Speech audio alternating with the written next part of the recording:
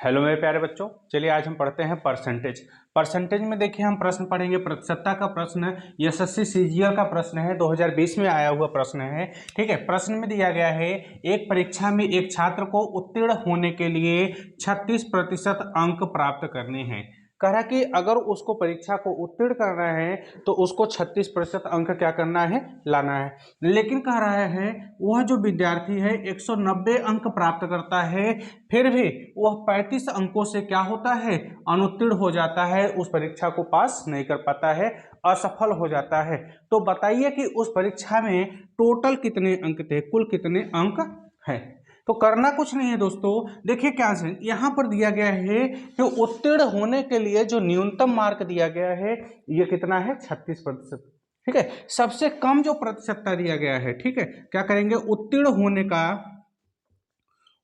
होने की जो परसेंटेज है, ठीक है, होने का जो मार्क्स दिया है ये कितना है, होने का जो पूर्णांक है हमारा ये कितना है, 36% है। कह रहा है अगर वो 36% पा लेता, जितना उसका पूर्णांक है पूरा, उसमें से अगर वह उसका 36% पाता तो वह परीक्षा को उत्तीर्ण कर जाता है। लेकिन उसने पाया कितना, 190 अंक। ध्यान से देखिए, कह रहा है 190 अंक पाया और वह क्या होता है, 35 अंकों से अनुत्तीर्ण हो जाता है।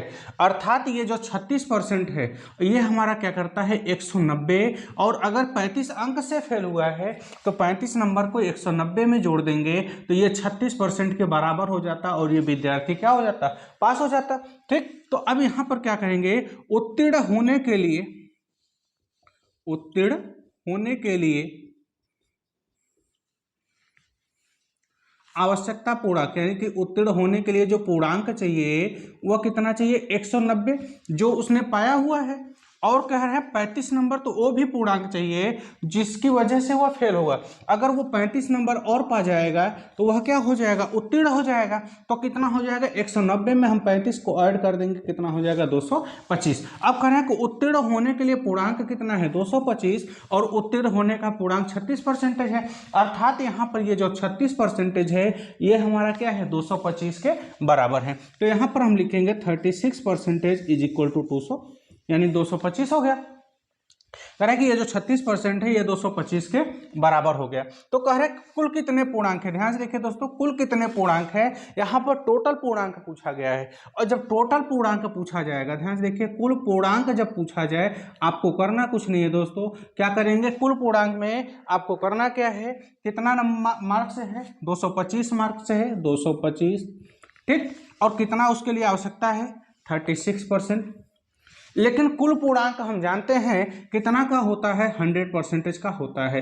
कुल पूर्णांक बराबर 100% होता है, तो हम 100 का क्या कर देंगे, इसमें मल्टीप्लाई कर देंगे। ये हमारा क्या बन गया, आंसर बन जाएगा। 4 से कटाएंगे कितना आएगा, 9 आएगा, 4 से 25, हम 9 से इसको भी कटा देंगे, 25 आएगा, और मल्टीप्लाई कर देंगे, कितना आएगा, 625।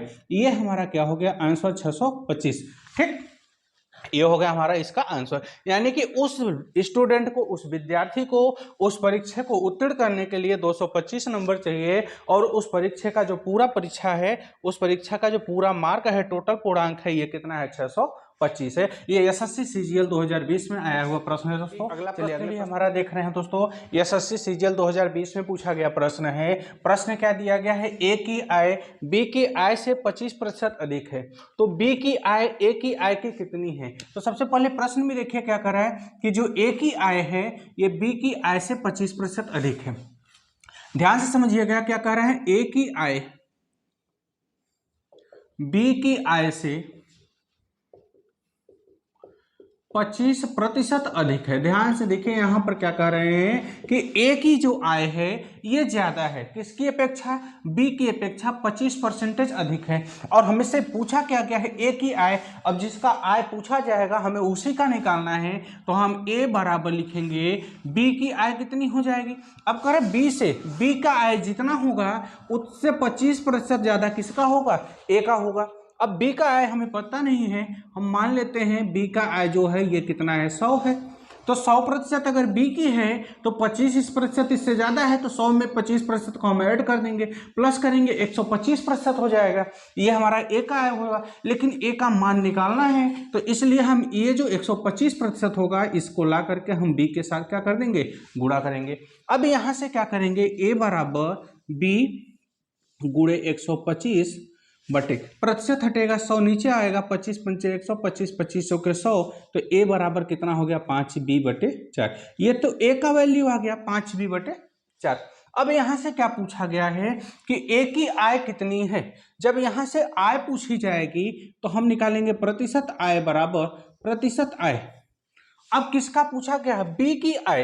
ए की आय की कितनी है, बी की आय पूछा गया है, किसका पूछा गया है, बी की आय। अब यहां से हम निकालेंगे बी की आय बराबर, अब जिसका पूछा जाता है उसको हम ऊपर रखेंगे, और किससे पूछा जा रहा है, किससे तुलना किया जा रहा है। यहां पर अगर हम गौर से देखेंगे दोस्तों तो पूछा जा रहा है बी की आय ज्ञात कीजिए। किसके कह रहे हैं, बी की आय ज्ञात कीजिए, किससे, ए की आय की तुलना करना है। तो बी की आय हमने ऊपर लिखा और ए की आय बटे ए, और प्रतिशत में निकालना है तो हम क्या करेंगे, 100 से मल्टीप्लाई कर देंगे। अब क्या हो गया, b बटे ए का वैल्यू कितना है, 5b/4 है, 5b, और जब बटे के नीचे यानी अपान के नीचे अपान आएगा तो ये ऊपर जाएगा, 4 का यहाँ मल्टीप्लाई हो जाएगा इंटू 100। b से b कट गया, 5 से कटा देंगे 20 आएगा दोस्तों, तो कितना आ गया, 4 के गुणित 20 बराबर 20 के 80%। ये हमारा क्या हो गया, बी की आय हो गई। बी की आय कितनी हो गई, 80% है। ठीक है दोस्तों, चलिए अगला सवाल चलते हैं। चलिए अगला प्रश्न देखते हैं दोस्तों। ये भी एसएससी सीजीएल 2019 में आया हुआ प्रश्न है। प्रश्न में कह रहे हैं, एक व्यक्ति परीक्षा में कुल अंकों का 45% अंक प्राप्त करता है और 40 अंकों से क्या होता है, वह अनुत्तीर्ण हो जाता है। टोटल वह कितना प्राप्त किया है, 45% प्राप्त किया है, लेकिन वह 40 अंक और वह पा जाता है तो उत्तीर्ण हो जाता है, वह पास हो जाता है, लेकिन वह 40 अंक कम पा करके अनुत्तीर्ण हो जाता है। आगे कह रहा है परीक्षा का उत्तीर्ण प्रतिशत कितना है, 55% है। कह रहा है कि अगर वह 55% यानी 55% उससे पाना होता है तो 40 अंक जितना पाया था उसमें 40 अंक और ज़्यादा पा जाता है, तो वह 55% पा करके वह क्या होता, उत्तीर्ण हो जाता। पूछा गया है परीक्षा का अधिकतम अंक क्या है। अब परीक्षा का अधिकतम अंक क्या है नहीं पता है, तो हम यहाँ से मान लेंगे दोस्तों कि माना परीक्षा का अधिकतम अंक बराबर x, अधिकतम अंक बराबर कितना है, x है। अब यहाँ पर कह रहा है कि वह कुल अंकों का 45% प्राप्त करता है, कुल अंकों का 45%, अर्थात उत्तीर्ण अंक बराबर, उत्तीर्ण अंक बराबर x का 45%, या पहले आप लिखिए प्राप्त अंक बराबर, यानी यहां पर उसने कितना अंक प्राप्त किया, प्राप्त अंक बराबर x का 45%। क्या कर रहा है, कुल अंक का 45% प्राप्त कर रहा है, तो कुल अंक हमारा कितना है, x है, तो इसका 45% प्राप्त कर रहा है, तो वही हमने लिखा x का 45%। लेकिन यहां पर आगे कह रहा है कि अगर उससे उत्तीर्ण करना होता है एग्जाम को तो 40 अंक और पाना होता।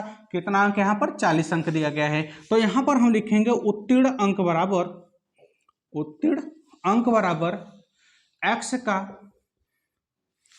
45%। कहा अगर इसी x के 45% में इसको 40 नंबर और मिल जाता तो ये क्या हो जाता, उस परीक्षा को उत्तीर्ण कर लेता।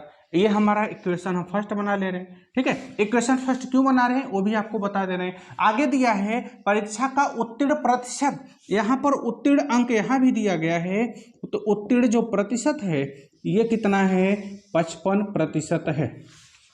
तो उत्तीर्ण अंक मतलब क्या होता है, अगर इतना ये नंबर पा जाता है तो इस 55% को पा जाता और वह परीक्षा को क्या करता, उत्तीर्ण कर जाता। Equation second. अब यहाँ पर यानी कि क्या है, ये दोनों आपस में क्या है, बराबर। क्यों, क्योंकि x का 45% जितना नंबर है उसमें अगर 40 नंबर को और जोड़ देंगे तो ये 55% के बराबर होगा और वह विद्यार्थी परीक्षा को पास कर जाएगा। तो अब यहाँ से हम क्या करेंगे, x का 45% प्लस 40 बराबर उत्तीर्ण प्रतिशत कितना है 55%, लेकिन ये 55% किसका है, पूरे परीक्षा का यानी पूरे अंक का। तो यहां से हम लिखेंगे x का 55%। अब यहीं से हम क्या करेंगे, इसको सॉल्व कर देंगे, हमारा क्या आ जाएगा दोस्तों, आंसर आ जाएगा x का 55%। अब क्या करेंगे, आपको करना क्या है, x का 45% में 100 नीचे आ जाएगा प्लस 40 बराबर x गुणे 55/100। अब क्या करेंगे दोस्तों, करना कुछ नहीं है, x का 45 में मल्टीप्लाई करेंगे, कितना आएगा 45x आएगा, प्लस 100 का 40 में गुणा करेंगे, कितना आएगा 4000 आ जाएगा, बराबर x का 55 में गुणा करेंगे 55x/100। जब 100 का हम 40 में गुणा किए 4000 आ गया, इसके नीचे भी 100 बचा, 100 और 100 हमारा क्या हो गया, कट गया। यहां से जब 100 और 100 कट गया हमारा, तो हम क्या करेंगे, 45x बराबर 4000 55x इतना बचा, इधर प्लस 45x है, उधर जाएगा कितना होगा, सॉरी यहाँ पर क्या है प्लस है, 4055x। हम पक्षांतर करने पर जानते हैं, इधर अगर हमारा 45x प्लस में है, उधर ले जाएंगे, ये क्या हो जाएगा हमारा माइनस हो गया। तो 4000 बराबर कितना हो गया, 55 में से 45 को घटाएंगे 10x, 10 कट गया, अर्थात x बराबर हमारा आंसर कितना आ गया 400। अर्थात टोटल जो हमारा अधिकतम अंक है ये कितना है दोस्तों 400 है। करना क्या है आपको फिर से देख लीजिए, यहाँ पर हमें क्या दिया गया है, परीक्षा का अधिकतम अंक नहीं दिया गया है, उसी को हम मानेंगे कि x का परीक्षा का अधिकतम अंक हमने मान लिया कि माना जो टोटल परीक्षा है पूरा उसका अधिकतम अंक कितना है x है। अब यहाँ पर कह रहे हैं कि जो विद्यार्थी है वह प्राप्त कितना किया है, कि कुल अंक का 45%, कुल अंक हमने कितना माना x माना है, तो उसने x का 45% प्राप्त किया, x का 45% हो गया। लेकिन उत्तीर्ण होने के लिए उसे कितने नंबर चाहिए, तो कह रहा कि x का 45 इतना तो चाहिए, इतना उसने पाया है, लेकिन 40 नंबर की वजह से वह अनुत्तीर्ण हो गया है, अर्थात 40 नंबर उसको और मिल जाता है तो वह परीक्षा को क्या करता है, उत्तीर्ण कर जाता है। तो x के 45% में जितना उसने पाया है उसमें हम 40 को अगर प्लस कर देंगे तो ये क्या होता है, जो उत्तीर्ण प्रतिशत 55% है यह इसके बराबर वो अंक को पा जाता और परीक्षा को उत्तीर्ण कर जाता है। अर्थात ये और ये दोनों आपस में क्या हो गए, बराबर हैं। तो x का 45% प्लस 40 बराबर, अब ये 55% किसका है, पूरे नंबर का 55% दिया है, कि अधिकतम अंक जितने हैं उसका 55% पाता है ये। तो x का 55%, x हम जानते हैं का मतलब क्या होता है, मल्टीप्लाई, का मतलब मल्टीप्लाई। तो x into 45/100 plus 40 is equal to x into 55% का मतलब 0 नीचे आ गया। अब आप क्या करेंगे, x का 45 में गुणा करेंगे 45x हो गया, 100 का प्लस 40 में गुणा होगा 4000। अब ये क्या हो गया टोटल, तो टोटल नीचे 1000 हो गया, बराबर 55 का x में 55x/100, 100 दोनों के नीचे में है कट जाएगा। अब क्या हो गया 45x प्लस 4000 बराबर 55। अब इधर 45x हमारा प्लस है, दूसरी तरफ लेके जाएंगे क्या हो जाएगा माइनस हो गया। तो 4000 बराबर 55 में से 45 घटा 10x, 10 कट गया, x बराबर कितना आ गया 400। ये उस परीक्षा का क्या है टोटल अधिकतम पूर्णांक है। दोस्तों आज का सेशन यहीं पर खत्म होता है। यदि आपको ये वीडियो पसंद आई है तो चैनल को लाइक सब्सक्राइब और ज़्यादा से ज़्यादा शेयर करें। थैंक यू दोस्तों, जय हिंद।